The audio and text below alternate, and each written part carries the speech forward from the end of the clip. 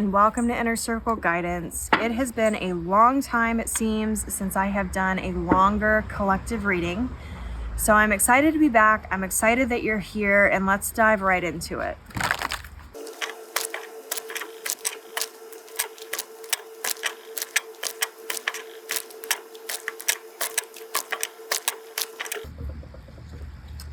We have the Five of Wands.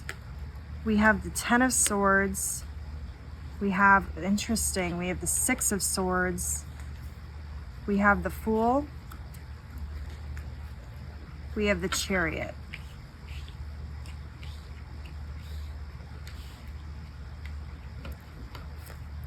We have the Knight of Cups on the bottom of the deck.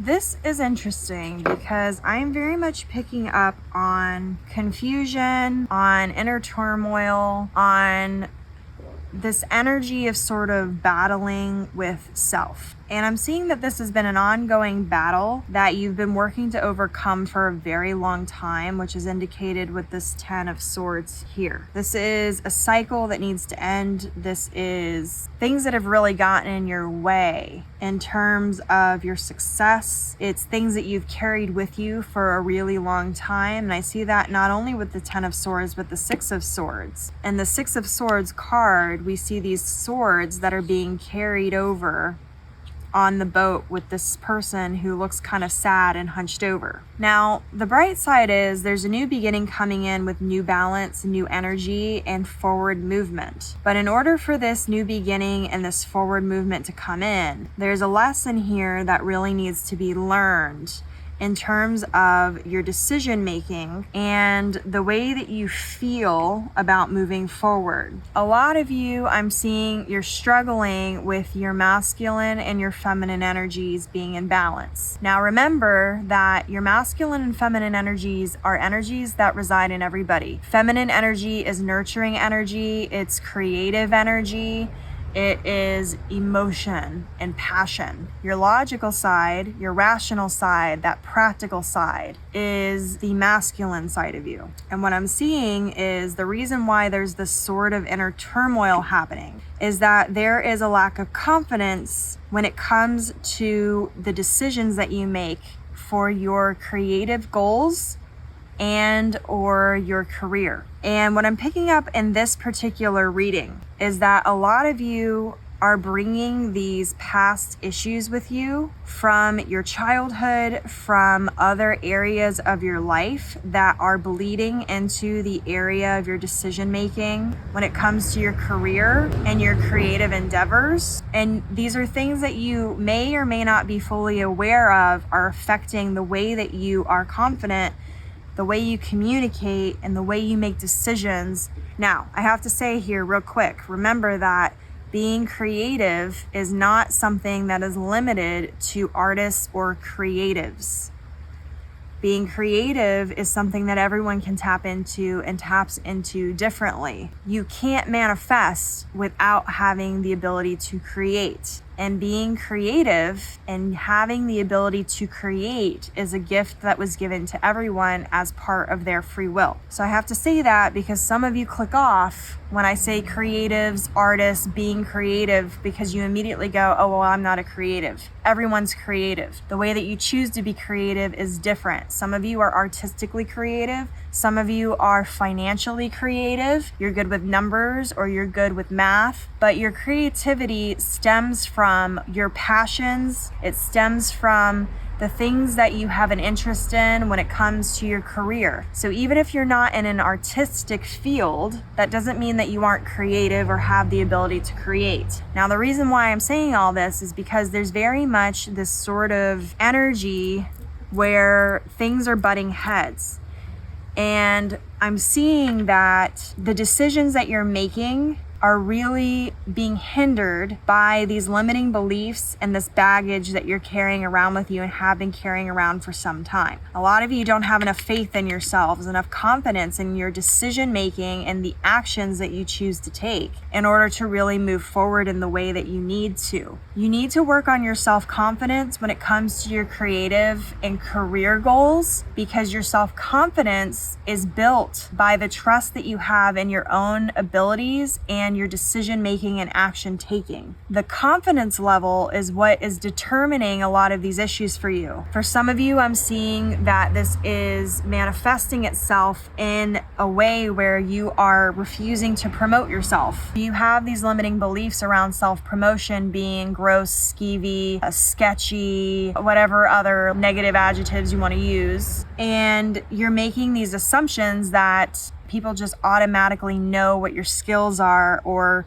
what your accomplishments have been. And that's not the case. Most people are very unaware. Even people who are with you all the time can be very unaware of exactly what it is that you do, what you've accomplished, what your skills are when it comes to your creative or career goals. You need to learn how to communicate confidently your skills, your accomplishments in a way that doesn't make you go ew and gives you that sort of shuddered feeling and shuddered sort of emotion. Self-promotion is not inherently negative. Now, you can be somebody who negatively self-promotes. You can be somebody who is that sleazy car salesman type of attitude, but you don't have to be. It's a choice. But what you need to understand is that there is a significant difference between bragging or being inauthentic versus simply self-promoting. They don't have to go hand in hand. It's not bragging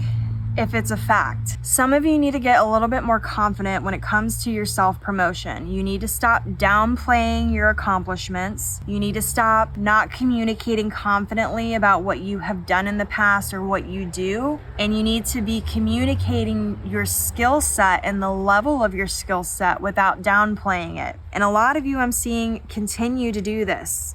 You continue to downplay your accomplishments, you dim your light, you act like you're not as competent in what it is that you're doing or trying to achieve as you actually are. And it's holding you back in a lot of ways because it's influencing the decisions that you make on how you move forward, how you communicate, how you price your services or your products. For those of you who are not entrepreneurs and you're moving up the ladder, it determines the way that you go about trying to move up. It influences whether or not you ask for a promotion, whether or not you have healthy boundaries when it comes to your coworkers and your boss, when it comes to your time management between your work time and your downtime. All of those different things and all the different areas that you can probably come up with that I didn't mention here in terms of your creativity and your career goals are influenced by your self-confidence. A lot of you are not moving forward with a high level of confidence consistently enough to really gain the forward momentum that you're looking for. I don't like the saying fake it until you make it, because faking doesn't get you anywhere. But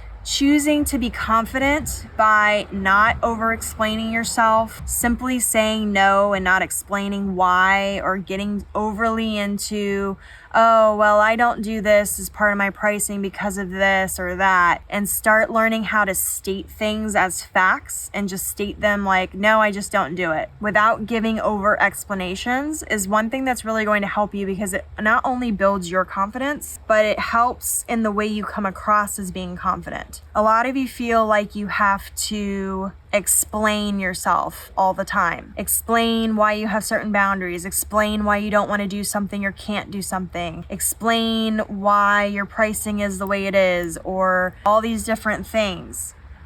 You don't have to over-explain yourself in order to be heard, but you do need to learn how to be confident and how to communicate in a way where you are drawing the line and coming across as confident so that you can move forward at a higher level. Remember that the way you communicate and the way that you choose to make decisions and the way that you do explain, don't explain, over-explain things is going to influence your success when it comes to your creative and career goals. People who have a tendency to over-explain themselves come across as not confident, They come across as being less experienced than they may actually be. They come across as somebody who's easy to take advantage of. When you are stronger and confident in your boundaries and in your communication style about moving forward with whatever it is you're trying to accomplish in your career or creative goals, it allows you to move forward in a way where you're in control of not only the conversations,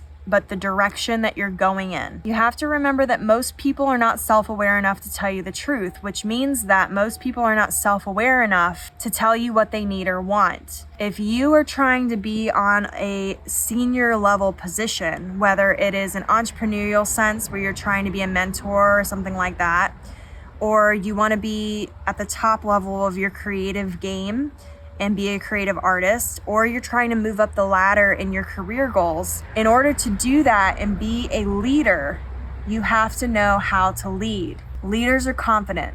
Leaders help lead other people. They help motivate other people. They guide other people. And they do that by nicely telling the other person or the other people what it is they need versus being influenced by the other person or the other people. So a really good example of that is Henry Ford has a quote where he said, "If I would have listened to what the customers wanted, I would have had to build a faster horse. Instead, I built a faster car." Nobody knew what cars were. Nobody wanted cars. Consumers didn't know it was something that they needed. But he was confident enough in his abilities to not only create something to fill that need and that value, but to also teach the other people that it was better for what they needed and was going to provide more value to their lives. That is how you move up the ladder. That is how you become a mentor, a leader. You move up to the next level. You have to learn the leadership skills, and part of that has to do with confidence more than anything else. It has to do with your confidence level of how you carry yourself. So this week, if you're really struggling with self-confidence, start figuring out the areas that you struggle with and start making changes immediately to what it is that you're trying to achieve. If you ask for help at this time, the energy is very much in a willingness to help you so that you can step out into this new beginning and this new forward movement. But you have to have faith in your own abilities. If you're lacking that faith and you're just like, oh, whatever, then you're going to keep repeating this cycle because you haven't learned the lesson. Remember that karma is not about reward and punishment. It's about cause and effect. If you don't learn the lesson and then apply it, you have not broken the karmic cycle, and it will continue to go in circle. Based off of these cards in the beginning here, this is something that I'm fairly certain most of you are aware of, that it's a cycle you've continuously been repeating. So until you learn how to be confident in your own abilities and move forward in a different way with faith and confidence in yourself, you're going to continue to have these moments where you're going to have forward movement and then you're going to go back 10 steps. And it's going to be very much this take 3 steps forward, 10 steps back sort of energy until you learn that lesson and apply it. So your affirmation for this reading is, I am moving forward with confidence in my own decision making, action taking, and communication in my creative endeavors and my career goals. And as always, may your life be full of light, full of love, abundance, and gratitude. I'll see you next time.